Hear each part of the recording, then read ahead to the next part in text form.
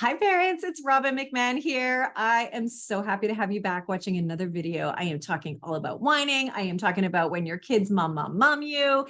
And before I dive in, I just want to say I don't need to remind you to subscribe to my channel, to like this video, to comment, or to share it with anybody else you know who needs to hear it. I'm going to remind you to do that. But I do want you to know that if you do all of those things, or even one of those things, it means the world to me. And it just means that what I'm saying resonates with you, and that it also helps to spread the word on what I am teaching, which is really how to get more cooperation, how to get more joy, how to feel more in control in your parenting, all through the lens of peaceful parenting.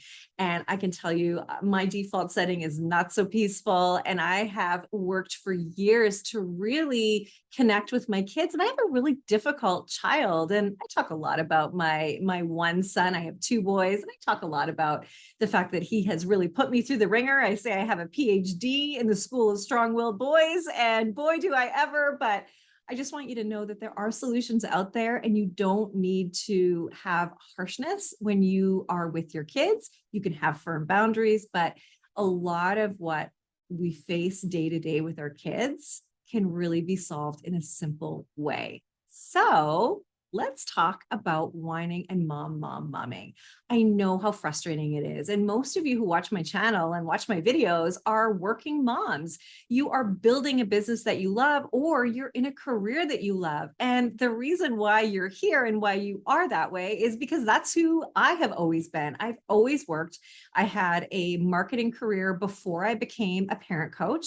And now I am working and building my business every day. And I understand the stress and burnout that comes with trying to do your best at work while also raising a family that you love. And I also know from my own experience that there were days I preferred working to being home with my kids. And I thought I would want to be with my kids. And when I realized how hard it was, I did prefer work, and I had a lot of shame.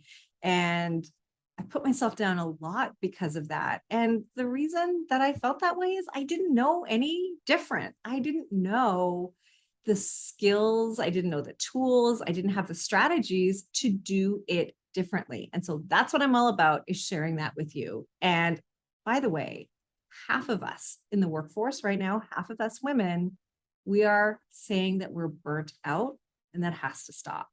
So these strategies are for you to make it easier.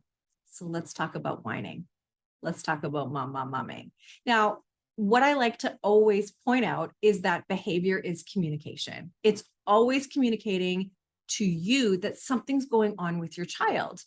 And that something that's going on with your child is usually one of three things. It is a need that isn't getting met, a feeling that's unvalidated, or they don't have a skill to do better yet. When it comes to whining, when it comes to repeating, they definitely don't have the skill to say, excuse me, mom, can I talk to you about something? They don't have that.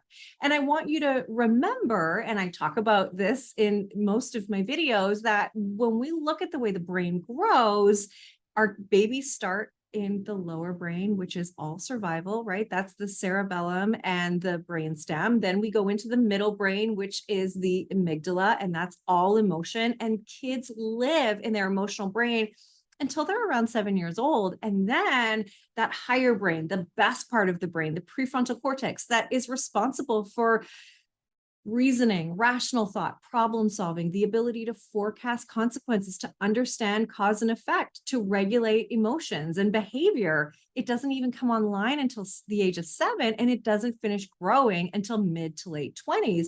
So it's so important that you know that most of the time when your kids are whining, they're in those younger years, and they're in that emotional brain. So the reason I tell you that is so that you can just kind of take a load off and know that not only is this normal, it's developmentally appropriate, it makes sense, and it's temporary. Isn't that great to hear that it's temporary? It's not going to last forever. So don't worry, it won't.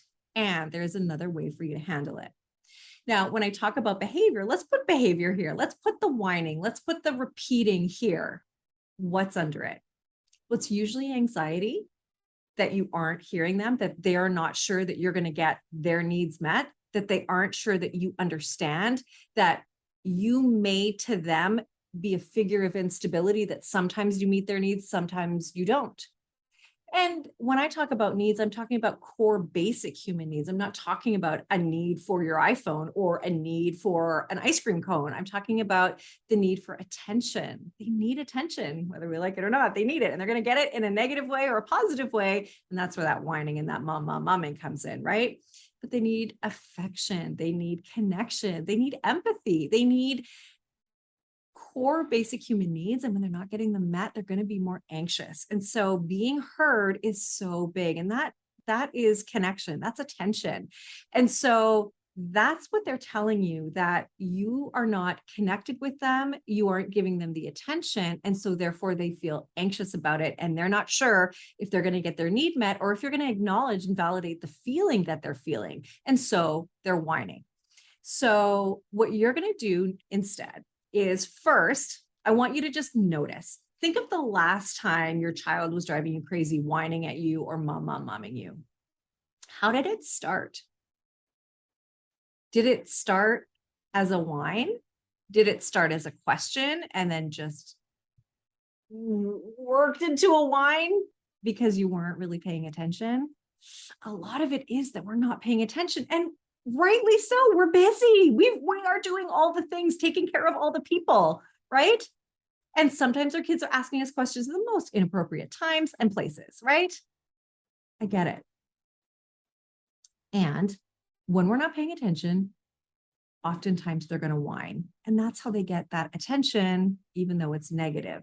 So it's really on us to use that as our signal to say, oh, you know what? Maybe I haven't been paying attention.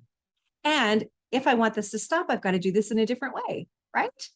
So what you're going to do is you're going to go to your child and you're going to get down to their level. And you're just going to say, you really want this. You really want this thing, right? Yes, you really, really want this thing. I get it. You really want it. What you're doing is you're showing them that you heard them and that you understand them.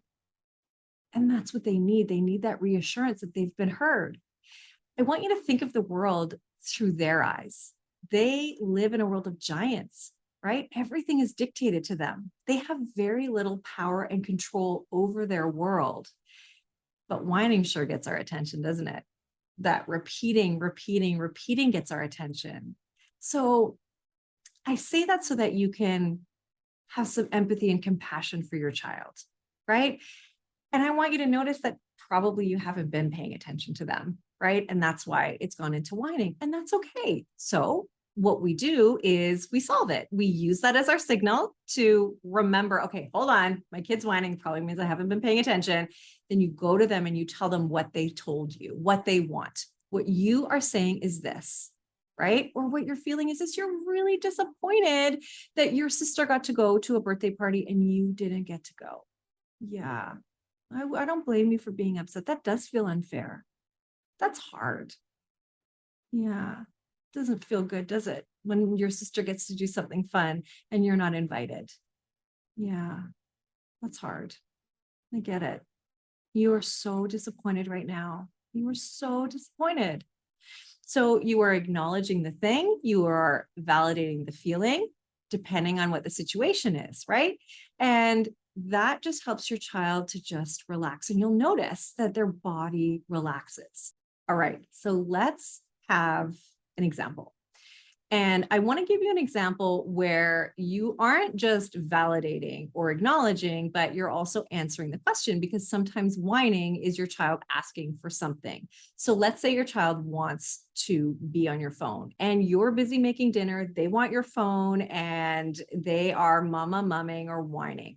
And because you're busy, because you're distracted, you haven't heard them. So what you're going to do is, you know, that once you hear that whining or that mumming, that you haven't been paying attention, right? And that's okay. This is your invitation to do it differently. So this is great. So what you're going to do, go down to your child and say, okay, you want my phone, right? You really want my phone right now. You want my phone so bad to watch your videos, right? Is that right? Do I have that right? You really want my phone right now, right? And they're going to say, yeah. And you'll find that they do relax a little bit, right? And then you're going to say, yes, of course you can have my phone. Here you go. You can have my phone while I make dinner, and then I'm going to come and get it from you. Okay, great. But then what if you have to say no? So you're going to go and you're going to say the same things. You really want my phone. You really, really want my phone. You want to watch the videos on my phone, right, baby? Right. Okay, I hear you. You really want my phone. And mommy can't give you the phone right now because I'm expecting a really important call, because because we don't have any more screen time left, or because I'm just about to dinner's almost ready and we're just about to eat. And your child may not like that answer. That's okay. You just want to be there to really just hold that space for them about the fact that they are upset and disappointed and they aren't getting what they want. And your child might cry, your child might be upset. And I just want you to know that it's okay to let them be upset. It's okay to say no and let them cry. And I know that that's not easy. I know it's not. But when your child has big emotions, and I have a child with really big emotions myself, and it's hard to say no because you know you might be in for it. But I'll tell you what, when you can address a meltdown by acknowledging the feelings and saying, you really want to watch my phone right now, and I can't give it to you because dinner's almost ready, and I know you're going to be disappointed. It's okay if you need to cry. It's okay. I'm right here. It's okay if you're upset. It's okay. It makes sense that you're upset. It's okay, baby. Sometimes there isn't even a place for any words. You just give your child a lovey. You give them a hug, hold them. You know, we don't want to turn emotions away, kids with emotions away, because we don't want them to get the idea that their emotions are wrong, that they're bad for having them. They don't have any choice because remember, they live in their middle brain. So if you have to say no, you want to just acknowledge that it sucks to hear no, that it is not fun when we have to say no. But overall, when it comes to whining, when it comes to them nagging you, usually the culprit is lack of attention. And our kids will go and try to get attention any way they can. And it's not that they're trying to manipulate you or control you. They just don't have any other skills to do it differently or better. So when you hear whining, when you hear repeating and nagging, it's your signal to say, hang on, have I been listening to my child? Have I been paying attention to them? I need to go get down to their level and tell them what it is that they're asking me. And then I can either say yes to it or no to it, depending on the situation, and then validate. So if you have a specific situation that you want an answer to, please go ahead and put it in the comments. I read the comments and will do my best to answer it for you. And know that I am here to help you with these situations. And don't forget to look at the description under this video because there's some links in there that might interest you as well. I don't want to spoil it, but there's some free stuff in there, links to some free stuff, and also a link to a call with me because I'd love to talk to you. I'd love to meet you and I'd love to talk to you about what you struggle with. All the calls that I do are confidential and they are complimentary when it comes to talking to you about where you are at with your family. So don't hesitate to do that. Thanks so much for watching, and I'll see you in the next video. And don't forget to watch this one because this is really going to help you. Bye for now.